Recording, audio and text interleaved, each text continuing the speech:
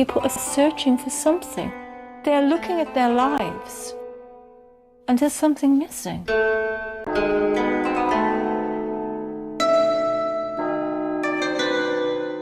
Nobody can trust that their relationship that they have today is going to be tomorrow, because that's life.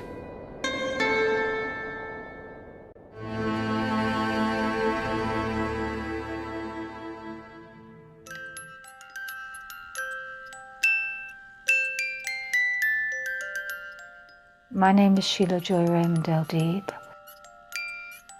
And most people that know me call me Joy. People telling me that I was weird.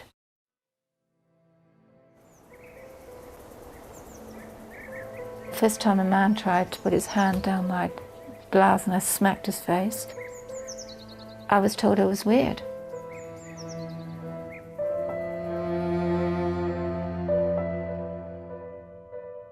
I joined the University of Bristol. At the time I was going through my first divorce from my British husband. It was a very difficult divorce because he didn't want one. Part of my job was looking after PhD students, 3 PhD students, and they were all Muslim. And it was the first time I'd ever worked with Muslims.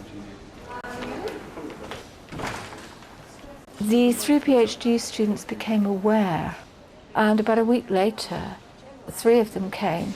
We need to speak to you, Mrs. Joy. So we've talked with the brothers, and we're going to put our money together and get you a decent solicitor so you won't lose your home.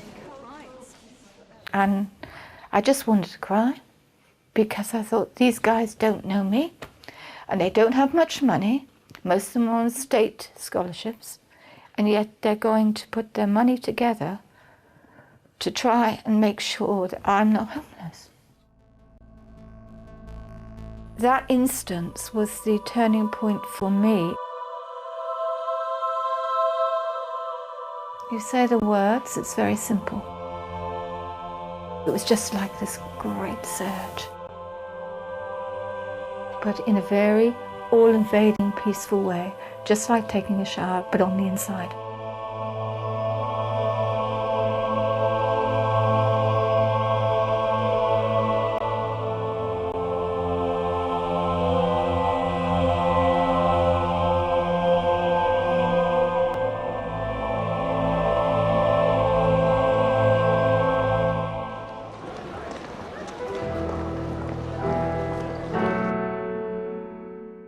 I am so used to the strange looks.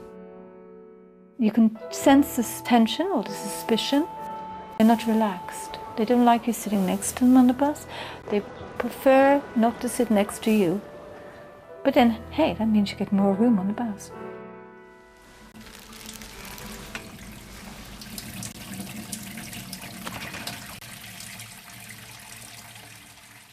I don't ever spare a second of my day thinking to myself, what would have happened if I had not taken Shahada?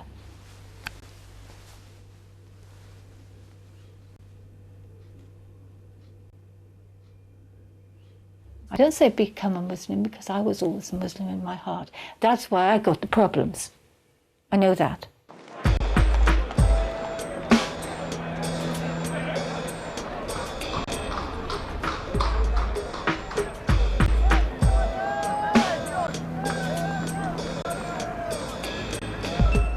When I'm in town, I see men fighting and women fighting even worse.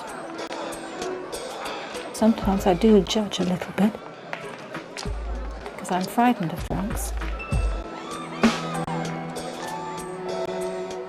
Being an English revert is problematic in many ways because the actual English kind of think I'm gone over to Satan. Darth Vader, I've gone over to the other side.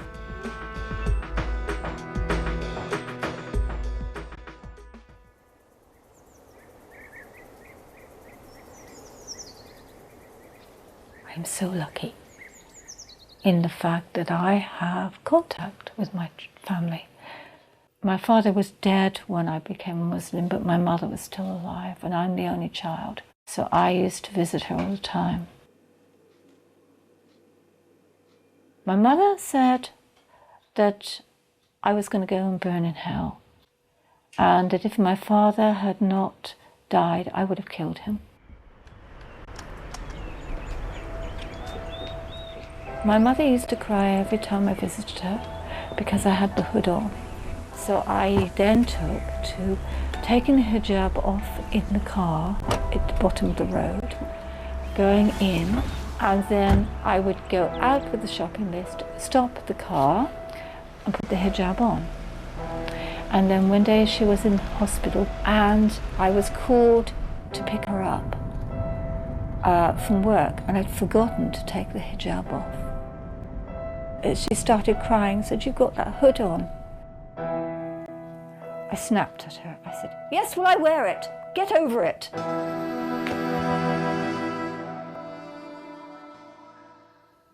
My daughter didn't speak to me for 3 years, and my son was the only one that supported me. It was funny, it was sweet. He took me down to Balam, and he forced me into a shop to buy a Pakistani outfit and a hijab. And he said, "Put it on, you're a Muslim now." Having done as I was told, I was then taken to a pub to celebrate. I said, "I can't go in here, Mark, not wearing this. I'm a Muslim. This is a pub. We don't drink alcohol." "Sorry, you can have a lemonade," he said. "But we need to celebrate." My grandson is a practicing Christian. He is 15, so ever since he was small, he is used to me being a Muslim. He actually had to learn about Islam. He talks to me about Christianity and the way things are. I talk to him about Islam. I would love it if my family were Muslim. But that's in the hands of God. That's in the hands of Allah. When the 7/7 happened in London, I went up to visit my son the weekend after. He literally took me by the arm, never ever have done this before. "Go into the ladies and you take that thing off. We cannot go across London with you wearing it." And there was a Muslim man got on there, and he had a beard. And on the tube, everybody was giving him daggers looks, and nobody would let him sit down, and everyone was staring at his bag and that. And I started looking at the floor, and I was quiet throughout the journey. I felt very emotional, and my son said, "What's the matter with you, Mum?" And I said, "I'm not wearing my hijab. And I feel so bad because he's taking that, and I should be taking it too. I'm hiding the fact that I'm a Muslim. It's not right." Life is like a big ocean.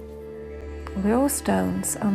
Our connections with people, what happens to us, it makes us smoother, like the water in the stones. And everything we do has a purpose, and everything happens to us has a purpose.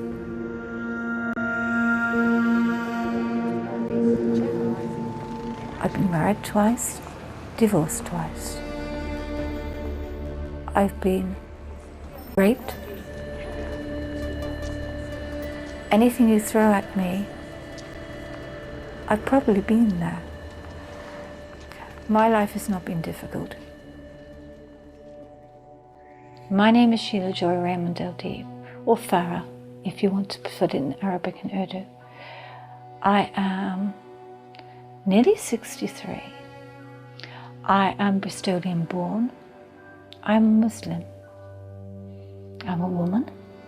I'm a mother. I'm a grandmother. I am definitely a Bristolian. I'm an English Muslim, and I'm happy with my life.